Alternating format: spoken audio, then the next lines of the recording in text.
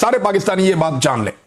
एक बात तो क्लियर हो गई कि आसिम मुनीर साहब ने यह बता दिया कि इमरान खान साहब पे जो केसेस हैं वो कानूनी नहीं है, उनका कानून से कोई लेना देना नहीं है। वो मामला सिर्फ और सिर्फ माफी पे अटका हुआ है कि यहां जिद ये है कि इमरान खान की हमने नाक रगड़वानी है, इमरान खान से हमने माफी मंगवानी है। मामला सिर्फ यहां पे अटका हुआ है। और वो शेर का बच्चा जेल में माफी नहीं मांग रहा, उसको रोजाना तंग करते हैं, तंगो तारीख जगह के ऊपर रखा हुआ है, उसको बाहर निकलने को नहीं देते, उसको सहूलियात उससे छीन लेते हैं, कभी बिजली बंद कर देते हैं, कभी इंफॉर्मेशन बंद कर देते हैं, कभी मुलाकातें बंद कर देते हैं, उसके बेटों से भी उसकी बात नहीं करवाते। तो ये जो सारी सूरत हाल पैदा की जा रही है सिर्फ इसलिए है कि इसमें कोई आइन और कोई कानून नहीं है। कैदे तन्हाई में उस आदमी को रखा हुआ है, इसमें कोई आइन और कोई कानून नहीं है।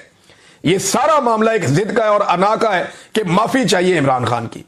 तो अब अपना माइंड डिस्क्लोज किया आर्मी चीफ ने कि सच्चे दिल से इमरान खान साहब माफी मांगे तो तब जाके मामला आगे बढ़ेगा। यानी लुब्बे लुबाब उसका यही है कि सियासी मसालियत का एक ही तरीका है, वरना मुल्क में, और ये सियासत में मुदाखलत की बदतरीन एग्जाम्पल है।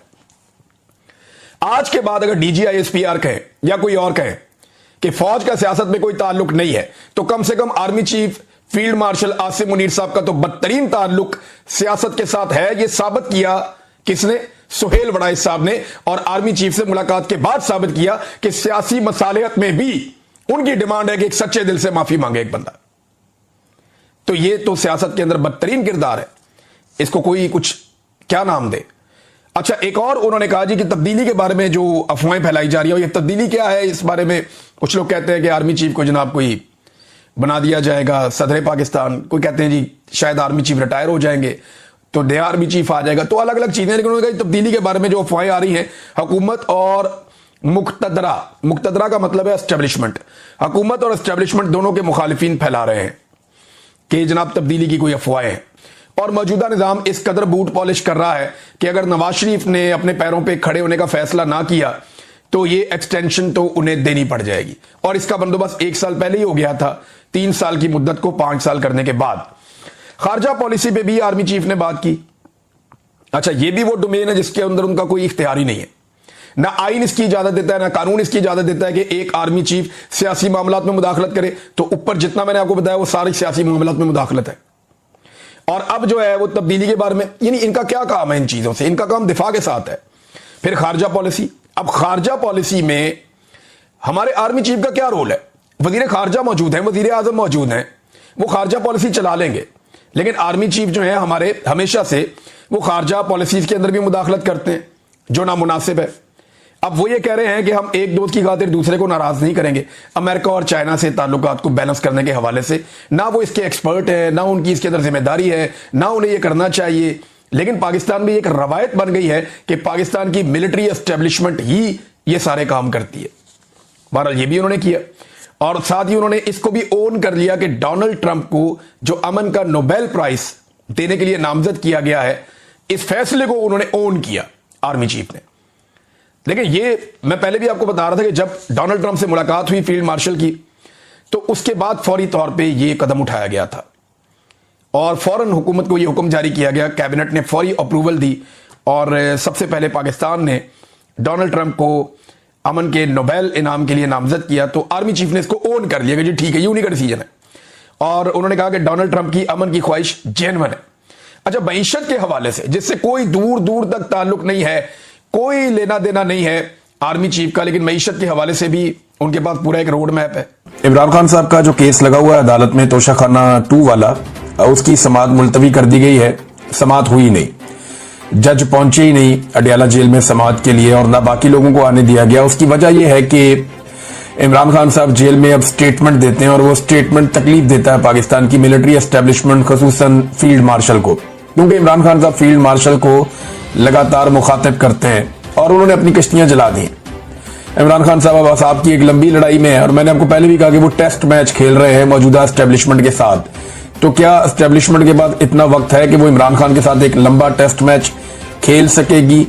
मौजूदा एस्टेब्लिशमेंट हर एक को रिटायर हो जाना होता है, लेकिन आर्मी चीफ के दौरा अमेरिका को लेकर मामला बहुत हसास हैं और पूरा निजाम इस बात पे तुला हुआ है कि इस दौरे को मुकम्मल तौर पे पहले की तरह कामयाब बनाया जाए।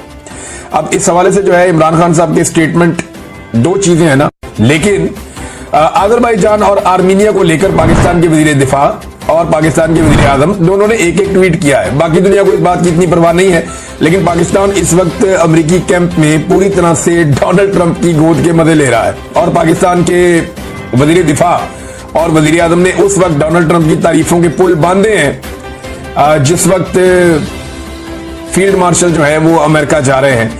तो अब आप खुद ही समझदार है कि ये सारी चीजें एक साथ कैसे होती है। तहरीक इंसाफ ने नाज़रीन एक चीज शो की है, वो मैं आपको दिखाता हूं। ये आर्टिफिशियल इंटेलिजेंस का कमाल है।